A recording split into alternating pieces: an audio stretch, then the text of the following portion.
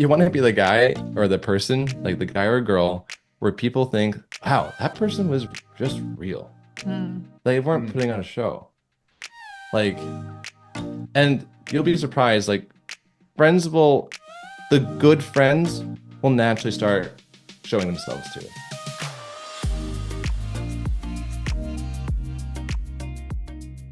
I'm just going to start this off with the elephant in the room. We're just going to address the elephant in the room. I wrote a book, Aching for Greatness, where I talk a lot about my time in Los Angeles, and I have a whole section dedicated to fellowship.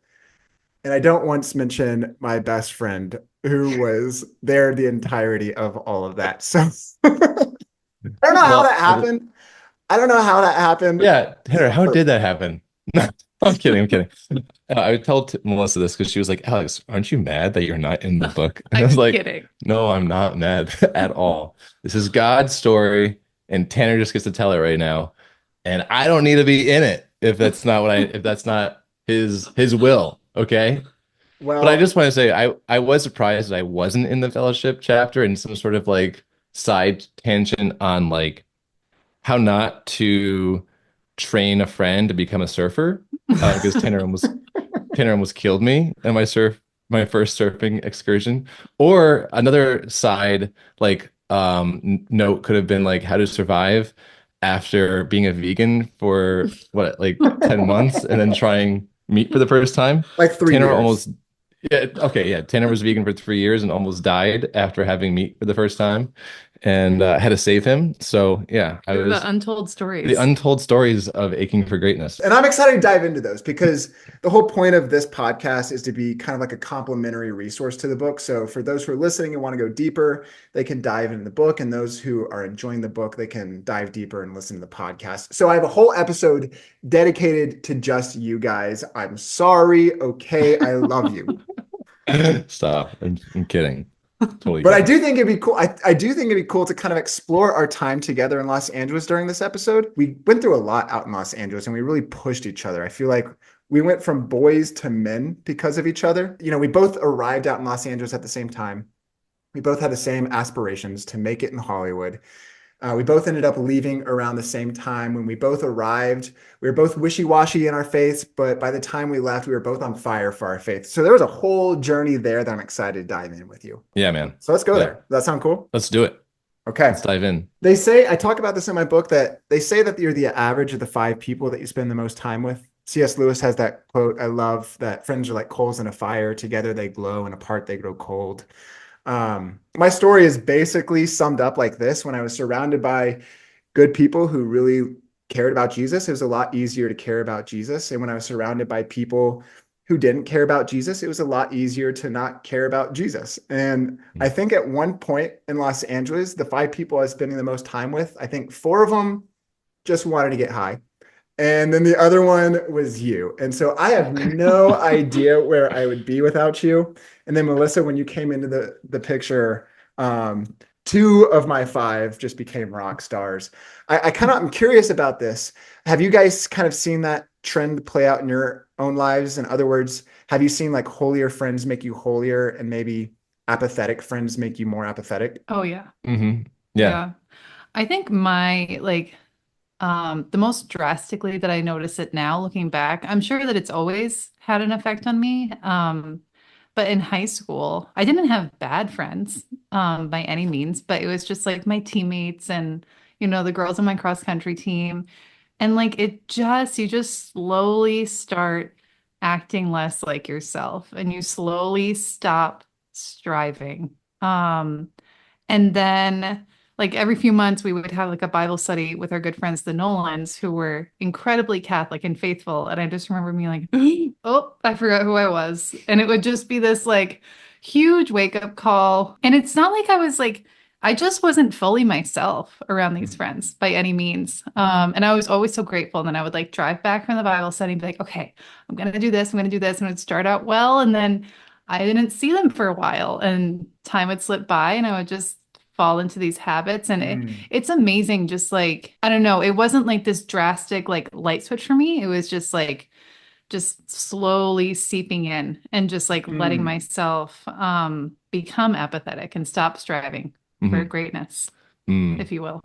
That's interesting. You're hitting on something that I don't think we talk about a lot in the spiritual life. The kind of like spiraling nature of like conversion. It's not this like, for oftentimes, it's not this like slamming into a wall, 180, then you're a whole other person. I have like Mm. talked to many people who that's like their journey with Christ, but oftentimes it's this kind of like spiral. Like I choose to get better and I grow closer to Jesus, but then I kind of like slip backwards and I get a little bit numb again. But then I catch on fire again and I go a little bit deeper with the Lord, but then I just kind of numb out and I retract to like old patterns. And it's this cyclical nature of kind of like spiraling upward.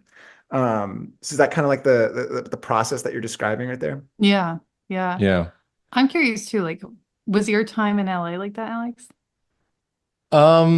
Yeah, I mean, I think it's it was a both and Mm. situation. Because I had a really great group of guys that I was living with, but Mhm. then also Tanner, like like working in the industry is a huge pressure cooker to crush any sort of faith that you might have that you come into the game with. And so yeah, I think that I had like kind of two worlds of friends. I had like the acting class friends and then I had the Catholic friends, Mhm. But that and I think a lot of people are like that. It's like, oh yeah, these are my youth group friends, and then these are my friends at high school, or something like that. Which I'm not saying is necessarily wrong, but you need to like kind of understand that right away Mhm. and being like, okay, like these are the friends, and like actually kind of define like what is a true friend. Yeah, a true friend is going to like be a friend that's going to challenge you and bring you higher on your spiritual journey to stay on the path towards heaven. And your acting class friends probably aren't going to be doing that, so you got to kind of like be able to label that quickly, or just like see like I was not great, and I think Tina, I really connected with this part in your story of like, if I asked my friends in the non-Catholic group, like, hey, like, Mhm. do you guys know I'm a Christian? Do you know I'm Catholic? Like, would they be able to answer that question as yes? um I don't know if they always would. Right. I think they'd be able to answer. I think if like I said like, "Hey, do you guys know I'm Catholic?" They'd be like, "Oh, okay, that explains some things." Like we could sense that you were kind of different, but but like we didn't know exactly why. And that's not like a really great thing to have. Like you should want people to like be like, "Oh yeah, that guy's different. I know exactly why he's different. Yes. He's Yes. a Catholic, he's a Christian." And that comes down to like your friend group being able to like help define you in that and give you the courage to do that. Because I don't think that like when you're so split all the time, you're gonna feel torn to do that. And Mhm. having a friend group that is going to challenge you and help you grow is, so important. It's so Yeah, important. it's exhausting. It's exhausting kind of wearing different masks for different groups of people. And in the end, Mhm. one mask is going to win. Like one mask is Yeah. going to Mhm. get stuck. And it's okay to have, I think you said something wise there. I think it's okay and maybe healthy and good to have friends in different kind of pockets, to have maybe your church friends over here, your football friends over there, or whatever it is, your acting friends, as long as you're consistent, as long as you Mhm. are fully you to each of those pockets. If there's inconsistencies and maybe like Melissa, like you said, you would hang out with a certain group of friends and end up retracting and going backwards, then I think that's something to like really address. We need like those deep friendships. We need those deep Mhm. friendships that anchor us, that we can always go back to and call us who we really are. I was reading Mhm. this today in prayer and I thought of you. Actually, it's funny. I opened this up to Proverbs 17 and I have a verse circled, chapter 17, verse 17 in Proverbs. And next to it, I wrote Alex. And it says this: a friend loves at all times, and a brother is born for adversity. And then I have you Mhm. also down here in Proverbs 18, verse 24. There are friends who pretend to be friends, but there's a friend who sticks closer than a brother. Mhm. And Mm. I have your name next to friends who pretend to be friends. I'm just kidding. I have your I was gonna name. make that joke. Yeah, yeah. Beat me to it. Now, in my book, I highlight a few moments where I kind of like was taken aback and realized, shoot, I need to take my faith more seriously. There's a whole bunch more moments that I didn't have the space to write. But Alex, one of those moments was with you. Alex and I, every Monday morning, we would meet up. We would, crack a dawn, drive down to Venice, and we would start our week off with a morning surf. And then we'd go to this really bougie grocery store called Erewhon, and we'd spend like $10 on a granola Erewhon. bar. But it was awesome. And we had just awesome conversations in that car, and we really pushed each other. We really questioned each other. We really challenged each other, and we really got to know one another. But I remember specifically one car drive as we were driving from like Studio City to Venice or whatever. And I was just kind of in the dumps. I was depressed. Life was not panning out how I thought it would in Los Angeles. I was struggling with like body image issues. My mental health was just like not the hottest. And I kind of lost inspiration in acting and my faith and just about every area of my life. And Alex, you gently but very like also firmly, you said, give yourself a chance, man. And those 5 words, give yourself a chance, man. Yeah, those 5 words like hit me. And I realized, yeah, I'm not giving myself a chance. I'm not giving God a chance. I'm not really giving anything an actual chance. And so that moment really is one of those moments that kind of triggered me and into that spiraling upward Mm. that we were just talking about. So, Mm. do you have a moment like that? It doesn't have to be with me, unless you want it to be about me. I'm always down to hear stories about me. But was there a moment in both of your lives, Alex and Melissa, Like uh, a true actor. that like a friend just kind of Um, like spoke a word to you, just spoke something deep that called you higher and changed maybe the course that you're on? I think I do have a story with you. I don't think it's like one thing though. It really does not have to be about me. No, but I know what it is about you. 5 words, 5 words, one sentence. sentence. Go. Match it. No, I think I don't know whose quote this is, so I'm going to attribute it. Maybe it's C.S. Lewis. I don't know. Maybe it's G.K. Chesterton. I don't know. But it's like a friend is someone that's like, when you meet a friend, the first thought that comes to your mind is like, oh, wait, you too? And I think Mm, that's like C.S. Lewis. I'm It not is. sure. Yeah. Okay. And It's something like friendship is born at the moment where you say, you too? I thought I was the only one. see, that's what I mean. Yeah. Let me oh, finish my quote. yes, that's such a good one.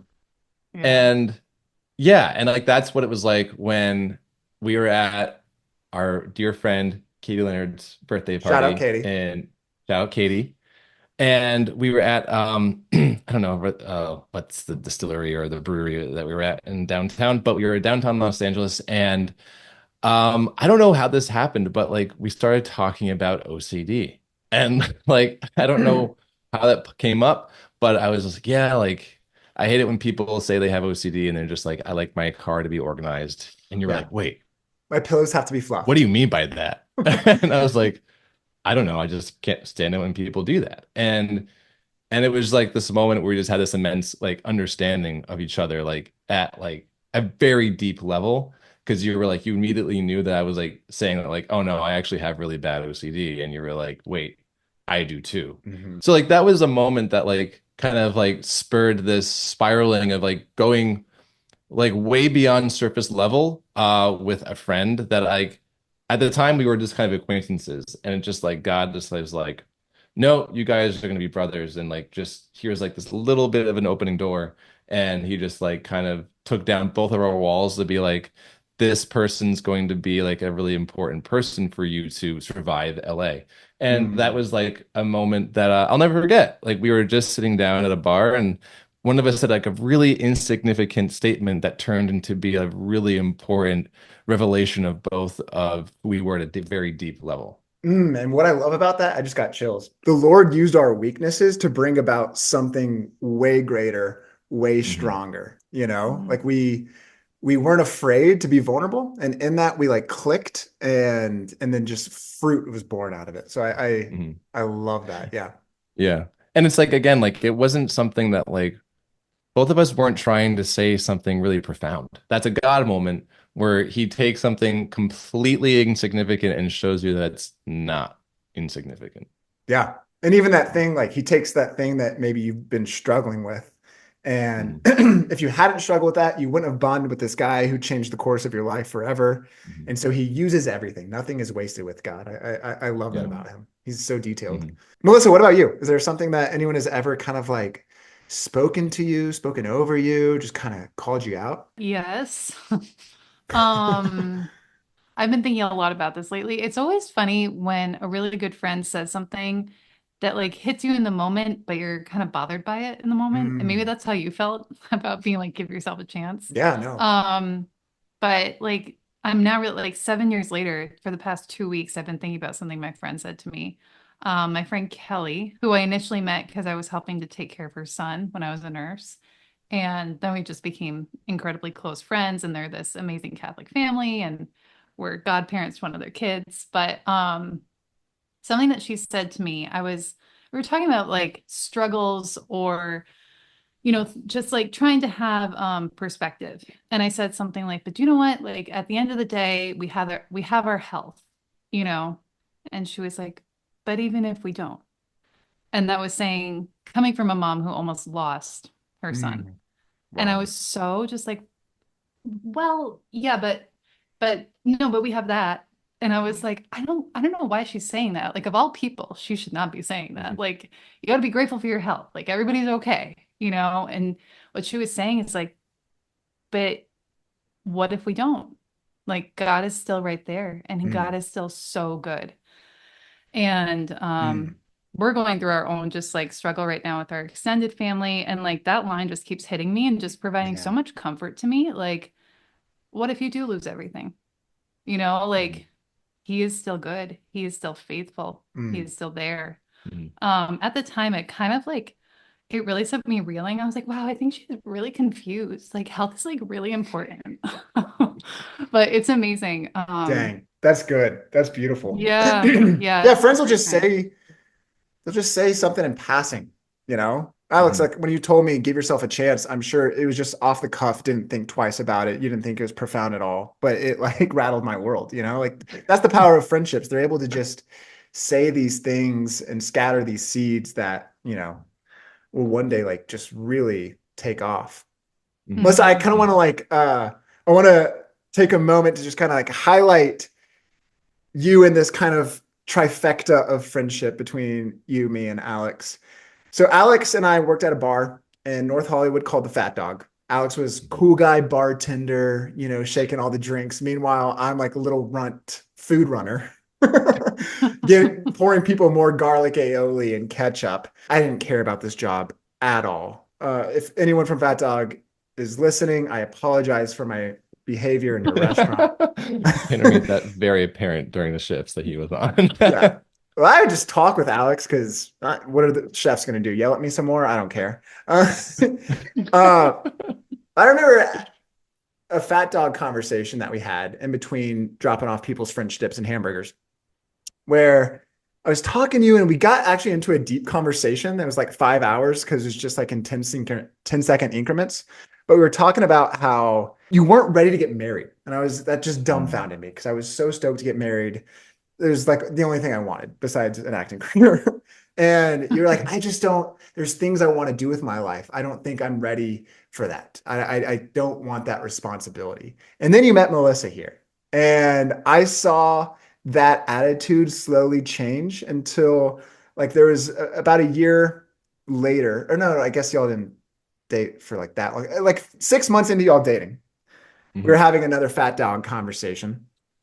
And my timeline might be getting so miscued here. I don't even know if I was at the Fat Dog that long. I think I was probably way gone after We at were the. somewhere. You were somewhere. We're having another conversation. You're like, yeah, dude, I like want to lay down my life for this woman. I'll even move like across the United States for this. I realize that there's nothing greater than that. And so, Melissa, you like completely brought this like selfless, service-minded man out of Alex.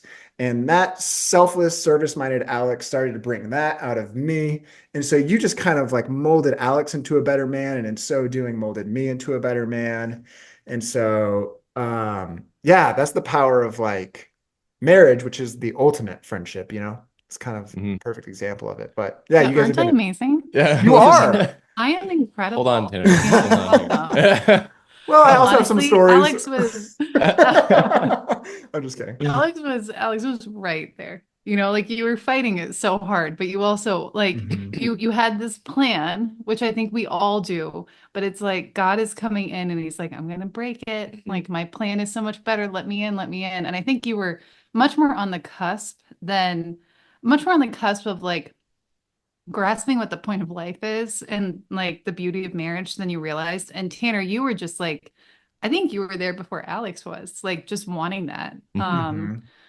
And it didn't really take, he just had to fall in love and then that was it. Yeah, I think a lot of Catholic guys, like this is pretty common, I'm pretty sure, that were like, God's plan is that I have everything figured out before I get married. Yeah. Like, it's like that's his plan. He needs me to have all these things. And yeah, that was not correct. Actually, I Um, heard something today on Abiding Together. And they were talking about the three lies that men really buy into Mm. is I'm all alone, I don't know what I'm doing, and I have to get it right. mm, Mm. And I really think that that kind of it really brought me back to like you in LA. It's mhm. like just Mm. so much pressure on yourself, you Yeah, know, and it's in that yeah, surrender to God that you have freedom. You know, you're not alone hmm and you know, you're not going to get it right, but you're yeah. going to keep trying. Yeah, I Yeah. think that like talking about that specifically, like Tanner, like coming back to like friendship and fellowship, just kind of bring another circle in here. You and I are like very different, but like also super similar, which is really cool. But like Tanner, for instance, just for example here, like you have no reservations about like walking into a room and not knowing what the heck you're gonna do and just to just like do it, you know? And I am like, what's the like play here? Like what's the angle? Well, you're a little more And calculated. Sure. a little Sure. more calculated. And I'm And like, where's a dark corner where I can talk to one person all night? Which is funny but because like like that's how my wife is too. Where's Allie? Is really what Yeah. I'm saying. yeah. But it She's just in a goes dark to like corner right show now. like there's like these different like you shaped me in a very like clear way of like letting go of like my need for control in a very specific way for like my masculinity. But Tanner, you like also shaped me in a very specific way of letting go of my need for control in like a very like brotherly way of just like Mm. kind of going out into the world and not knowing you need have all the answers. Like God will be there to catch you in like these specific situations of like just going into a room and being like, here I am, and then you just being like, we're gonna get married and God's gonna have to help us figure out all the other stuff. You know, Yeah. No, it's the micro and the macro, and they both matter. That's all I'm trying to say. it's so cool seeing the kind of like just inner dynamics of our friendship. Because we've helped each other in so many ways. And to that point, Melissa, that you're saying how like men feel alone or like they got to get it right. There was a time out in Los Angeles where I thought I was gonna get married. It ended up not happening. And Melissa, you showed me like the power of friendship in such small ways, like how such a small thing can be so monumental. I was I was super depressed. I mean, it was a pain unlike I didn't know it was possible. And I pray that no one ever experiences. But Melissa, you would make me jars of granola. And whenever those jars of granola ran out, you'd make me some more, or you made these like little granola balls. I don't know what they were, but they saved my life. Like I felt so not alone. And I felt like even though things weren't working out right in my mind, however right is, that there was still a right out there that was possible. And just this small thing, granola balls, it gave me hope and it kept me going. And like that's what friendship is right there, is granola Mm. balls. So thank you. Yes. Proverbs 17:17 applies to you as well. Mm. Mm, You're welcome. It's been so fun. this must like Yeah. granola balls one more Yeah. time. Can that, if So I funny. ever, I'm like, no, I think I called them something cookies, heartbreak cookies. Heartbreak cookies. Yeah. Yes. heartbreak cookies. Yeah, Yeah. gosh. Well, if I Those ever were become a very saint, skinny. I was I very skinny. I mean, yeah. the heartbreak guys, just so you know, for those listening, like I lost weight. I couldn't sleep. If I did sleep, I'd wake up crying. Like it was just super intense. And I know maybe there's some listeners out there who have some sort of like mental health, difficulties, and you're not alone, and you don't have Mm. to get things right. And good friends can go a very long way. Mm. Mm, That's great But wisdom, Tanner. if I was, You should write a book about this. You know, you I thought about yeah, that. Yeah, if I would, I would name it Aching for Greatness, and Ave Maria Press would publish it. And Question. Would we be in it or no? no, definitely not. But I would make Okay, a No, no. podcast, and totally you fine. guys would be in that. Okay. I was gonna say, should I ever become a saint? Lord willing, probably not going to happen. My chances aren't good, but at least canonized. I pray I'm going to be a saint one day. But maybe my quote can be, "Friendship is granola balls." That would be my saint quote. Speaking of And then saints, we would make okay, a Saints Live episode about it. exactly. There you go. Kind of transitioning to Saints Alive as we begin to wrap things up here. You guys study the saints' lives for a living. And, they say saints come up in pairs. I think of Francis and Clare, Zélie and Louis, Ignatius and Francis Xavier, Charles Borromeo and Philip Neri, JP2 and Mother Teresa, and on and on and on. In your studies, in your diving into the saints' lives, what have you seen when it comes to friendship in their lives? Because they're Catholic and they love the Lord, is it any less exciting? Are their friendships less fun? Could you speak some truth into that for us? It's funny. The first thing that comes to mind here is like I did a lot of research with JP2 and Mother Teresa, and then again with Father Patrick Peyton, Venerable Father Patrick Peyton and Mother Teresa. And it just feels like the conversations that I've read about or I've tried to find videos of, it just feels like that C.S. Lewis quote. Mm. But you two, I thought I was the only one, is about their fire for God. It's just this instant connection. I mean, how different are Mother Teresa and Pope John Paul II, and how close were they? Like, just even like, I would pray with some of the pictures of them together because it was just this like, it was like this brother and sister in Christ. Like when they would embrace each other, it was just like such a love for God that they saw in each other. Mhm. Yeah, it's Yeah. beautiful Yeah. and not boring at all. It's definitely not boring. Definitely It's not definitely boring. not boring. Otherwise, we wouldn't have work. Yeah. But I don't know. I always come back to like kind of a corny thing. I'm a corny guy sometimes, right? I don't Quite. know, Not maybe really.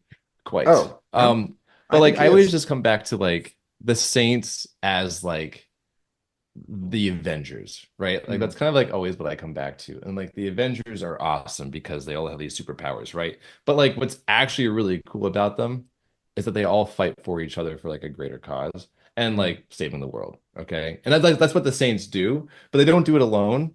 Like they all have God, but then they all have each other. And like being able to unpack that in some of our episodes with like yeah, with JP2, Mother Teresa, or Saint Francis Assisi and Saint Clare of Assisi. It's just always beautiful to see that, like, because I think it's really easy to look at saints as like they have everything figured out, like they don't have a need for anybody, Mm. which is actually like a huge lie. Like they Mm. actually Yeah. desperately needed the people around them, and the people around them desperately needed them. And I always come back to like, that is a strength of their character when they realize that like they needed to have great deep friendships in order to grow closer to God. Like we cannot do it alone. And Jesus set out the example with the 12 disciples, right? He had Right. like there's that quote that like it's a joke, obviously, but like the real miracle of Jesus is that he had 12 guy friends, 12 close guy friends. And as a guy, I can say that like, yes, it is very difficult to have friends that are close. Tanner, you're like my like closest friend by far. Yeah. And um, it's like, but it's so important in the Christian life to find that. And like the saints are a great example. Like they really do Yeah. show an example of like deep friendship. It is. I It think one is. other thing about the Saints too is just how different they are. Mhm. Like Philip Neri was like this total goofball, Mhm. and St. Charles Borromeo was like unbelievably intense, Mhm. and they were really close friends. And I think I'm getting it right. I might be getting this wrong, but I think that they had a pretty big disagreement about something. I don't know. Can't I'm remember. like, I remember being like, I won't put that in the script, but maybe I should have. I know if it wasn't them, it was another pair of saints. And I think too, it's like, it's going to be hard too. You're not always going to agree, and Or they're going to challenge you. Yeah, exactly. Mhm. And like such a beautiful way, Yeah. you know? Yeah. Yeah. Yeah. Yeah. Friendship is hard. Friendship is hard. It's the second habit that the early Christians dedicated themselves to.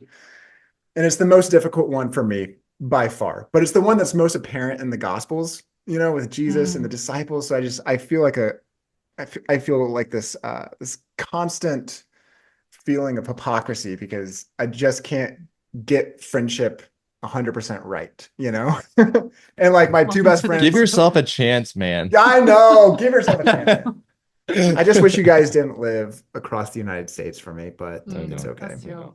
Okay, I can all but guarantee that there's a listener listening right now who probably doesn't have any friends who care about Jesus. Maybe he relates to me in my one point in Los Angeles where he's surrounded by people he loves, good people, but they don't care about Jesus. And so it's a lot easier for that person to not care about Jesus. And maybe they're listening right now and they're like, well, dang it, if I had an Alex or Melissa, then I could definitely, do this Catholic thing. What would you say to that person right now before we tune off? What would you say to that person who is aching for a great friendship, but is just coming up short? I would say to first pray and like really ask God like for that friendship. Um, and I think the second thing is like take a look at yourself and ask yourself if you're really striving to be like your full self, if you're really striving for sainthood. Mm. Because there was a point I was a new nurse and I was just kind of like hanging out with my nursing friends and I was just kind of not really there. And when I really started to kind of show who I was more, this amazing friend came out of the woodwork that was Christian. And turns out she was a nurse and then she went on to be a bridesmaid. But like if I hadn't actually been myself and not been afraid to share my faith, Mm. when I was working, I don't know if we would have hit it off. Maybe we both would have just been quiet and just kind of like tried to. So I think, pray for good friendships. And make sure your eyes are open to the people around you because it might be right there and you don't know it yet. Good word. Yeah. Good Yeah, I word. was just gonna say that like don't wait till like you think you have everything figured out to like, oh, I want to be this person, right? Like you have to like be the person that God has created to be, knowing that that person's going to be figuring stuff out still. Like it's not going to be like you're going to be tomorrow going to be the most confident version of yourself. But you want to go out there into this crazy thing called life in this world. Um, like being the friend that you would want to have, and knowing that it may not be reciprocated, but like that's probably like a big part of like the Christian life. You make the sacrifice first. You put yourself out there first. You want to be the one that people think about like, wow, that guy was like different. He actually like was real with me. Mhm. In a world right now where everything is, social media has really screwed us over in a lot of ways. But like you want to be the guy or the person, like the guy or girl, where people think, wow, that person was just real. Hmm. They weren't Mm. putting on a show. Like, and you'll be surprised, like the good friends will naturally start showing themselves too. Yep. And then you just gotta like, yeah, bring it back to prayer, and hopefully you guys can bring each other on the path towards heaven together and like a beautiful friendship, and go Yeah. through all the growing pains because there's gonna be growing pains too. I think a lot of people are like, I'm not friends with that person anymore because like they challenged me, but that's a good thing to be challenged. So No, yeah. If you have a deep friendship and you've never had a little bit of conflict, I would question how Get deep ready. that friendship yeah. is. Yeah, and or get ready. There are friends who pretend to be friends, but there's a friend who sticks closer than a brother. And I would say to that person, if I may, as we sign off here, sometimes the friend that the Lord is inviting into your life is not the friend that maybe you expect, or maybe the friend that you would naturally gravitate towards. But there's a friend, maybe there's someone in your life who is showing that they'll stick close. And so I would encourage that person, that listener, to maybe look a little bit broader, maybe expand where you're looking and maybe see those people that are putting an effort for you that maybe you are discarding or not giving a chance. That was certainly Alex for me. I did not like him upon first glance, but alas, I broadened my my gaze, and he I became helped him my move best into a friend. new apartment and forced him to pay up for the day's work by buying me a beer. I was just a menace. Gosh, the Lord has done work, and the Lord has done work in me, in large part because of your guys' yes to the Lord. So thank you for being good friends. Thank you for being with me on the Aching for Greatness podcast. Love you guys. Love you, Love you, Tanner. man. Thank you.